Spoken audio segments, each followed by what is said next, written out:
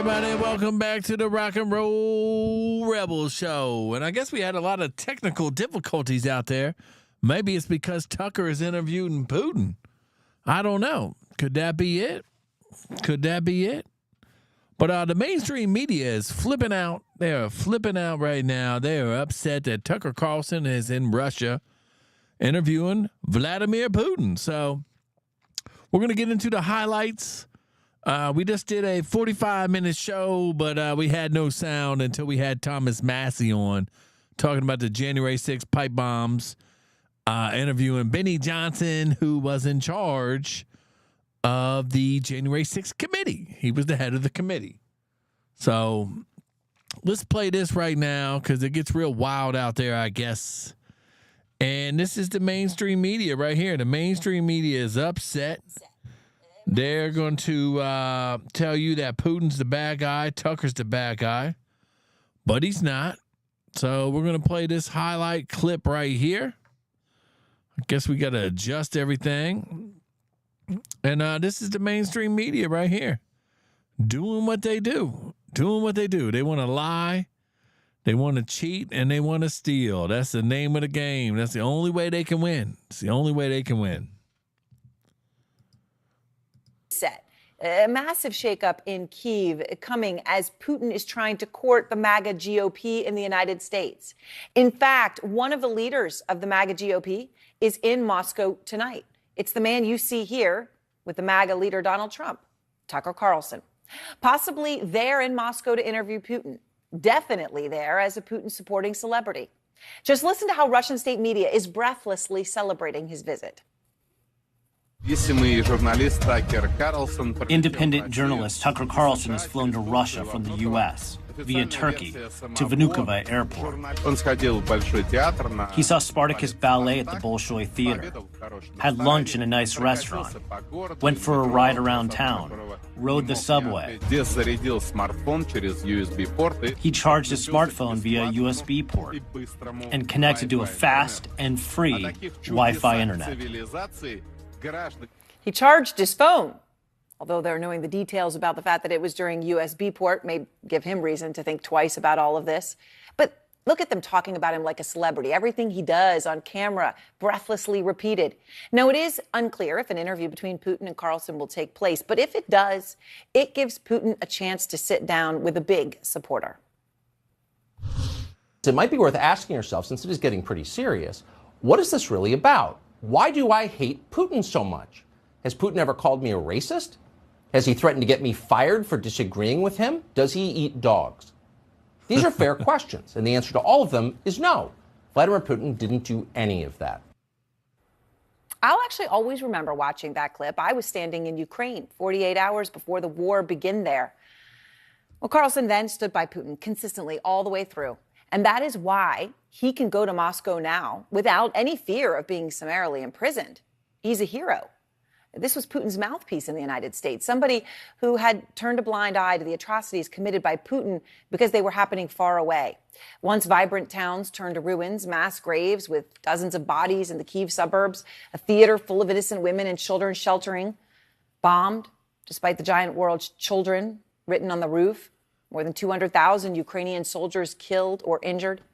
And tonight, Putin is trying to seize on the fact that Zelensky's military appears to be in turmoil, capitalizing on a moment of intense American political dysfunction and intensifying. Oh, the mainstream media is upset. They are so upset. And I'm upset, too, because I played all this about 45 minutes earlier, and it was all no volume. Zero volume. I don't understand that because it was all coming through.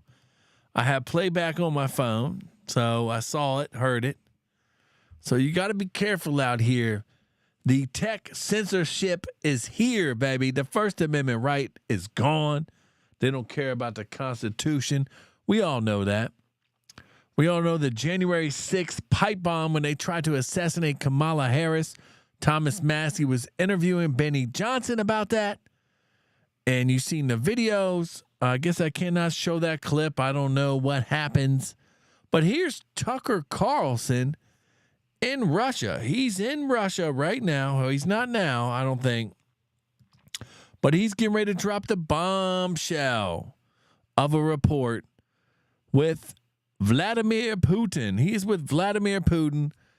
And today I'm more upset about the Alejandro Mayorkas, the Mexican Jew. He's a Latino Jew? A Latino Jew. He's the head of the Department of Homeland Security. They should have impeached him today, but they did not. You know why they did not? Because there was 4 rhinos. I think the deep state always has somebody, and I guess they chose these people. We're going to call these people tomorrow. I have the list in my phone right here of the deep staters that did not vote for to secure the border, the American border. They did not want to. They did not want to get rid of this guy. They didn't want to impeach him. So tomorrow, we're going to call these congressmen up. You know what? We're going to call them right now. Fuck it. We're going to call them right now. Where's it at? Here we go. Going to need a pen and a paper to write this down. But we got Ken Buck, 64 years old. He's a Republican out of Colorado, 4th District. He's been in Congress since 2015. Mike Gallagher, 39 years old, Republican out of Wisconsin, 8th District, since 2017. We got Tom McClicktock, 67 years old, out of California, 5th District, since 2023. And we also have Blake Moore, 43 years old, Republican out of Utah, 1st District, 2021 he got elected. So, with that being said, you got to get out and vote. You got to call your congressman. If you do not call them, then we in trouble. That's the name of the game. That's the name of the game. So, I guess let's call, they're all 202 numbers. They're all 202 numbers. Where's my pen at? Can I write this down? Yes, I can. I got this. Hold on. We'll call the first representative right now because that's what we're all about here at the Rock and Roll Rebels Show. If we don't like the issues at hand, then we're going to call. So I guess we'll call, let's call old Ken up. Let's call Ken. He's at the 2455 Ray Horn House office building in Washington, D.C. His number, of course, is 202 is the area code in Washington, D.C. And his number is 225-4676. So we're going to give him a call. Let's go. We're going to give him a call. We're going to tell him we're not about the bullshit. We're not about the bullshit no more. And if YouTube wants to censor me and cut my stuff off because I talk about Mayorkas and his Latin heritage to a certain people, then so be it. So be it. You know what I'm saying?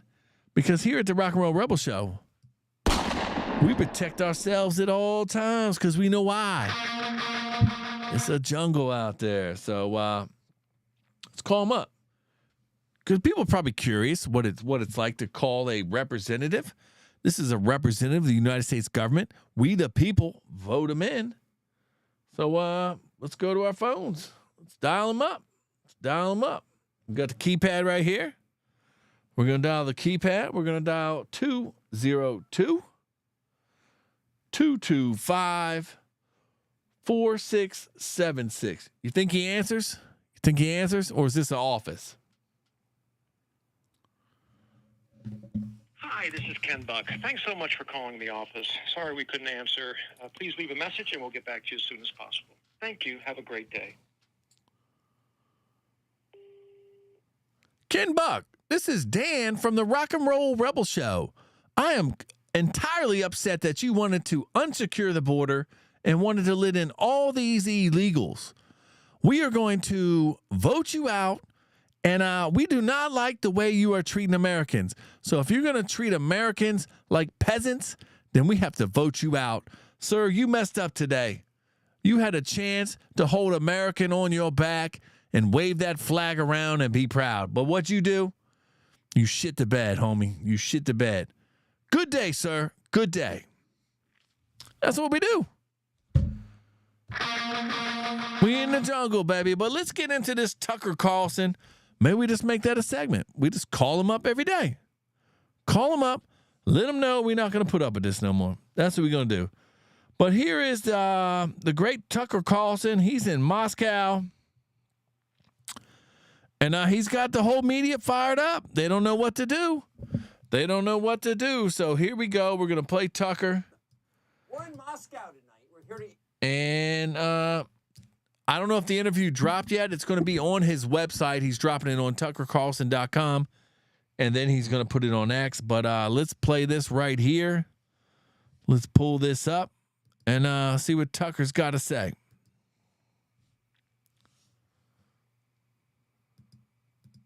We're in Moscow tonight. We're here to interview the president of Russia, Vladimir Putin. We'll be doing that soon. There are risks to conducting an interview like this, obviously. So we thought about it carefully over many months. Here's why we're doing it. First, because it's our job. We're in journalism. Our duty is to inform people. 2 years into a war that's reshaping the entire world, most Americans are not informed. They have no real idea what's happening in this region, here in Russia or 600 miles away in Ukraine. But they should know. They're paying for much of it in ways they might not fully yet perceive. The war in Ukraine is a human disaster. It's left hundreds of thousands of people dead, an entire generation of young Ukrainians, and it's depopulated the largest country in Europe. But the long-term effects are even more profound.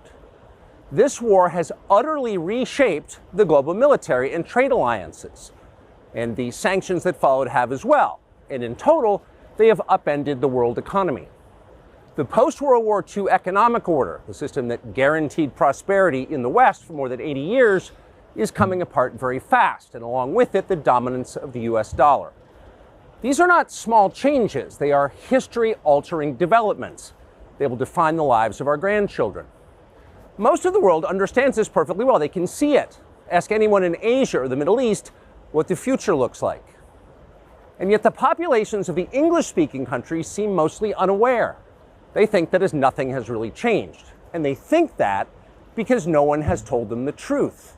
Their media outlets are corrupt. They lie to their readers and viewers. And they do that mostly by omission. For example, since the day the war in Ukraine began, American media outlets have spoken to scores of people from Ukraine, and they have done scores of interviews with Ukrainian President Zelensky.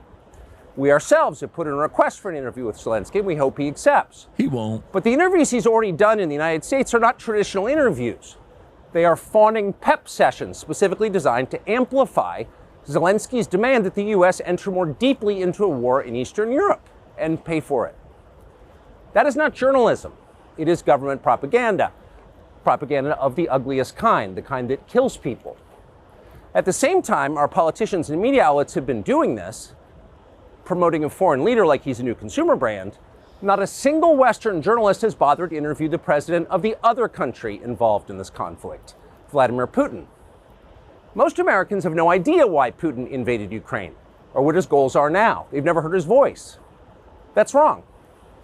Americans have a right to know all they can about a war they're implicated in, and we have the right to tell them about it because we are Americans too. Freedom of speech is our birthright. We were born with the right to say what we believe. That right cannot be taken away no matter who is in the White House. But they're trying anyway. Almost 3 years ago, the Biden administration illegally spied on our text messages and then leaked the contents to their servants in the news media. They did this in order to stop a Putin interview that we were planning. Last month, we're pretty certain they did exactly the same thing once again.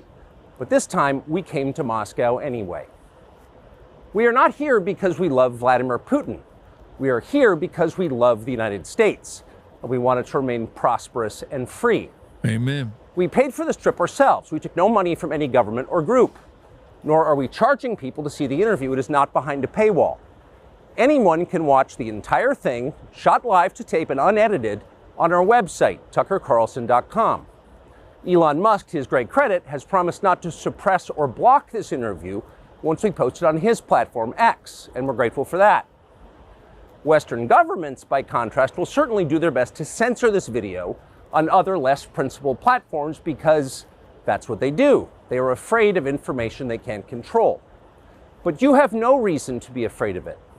We are not encouraging you to agree with what Putin may say in this interview, but we are urging you to watch it. You should know as much as you can.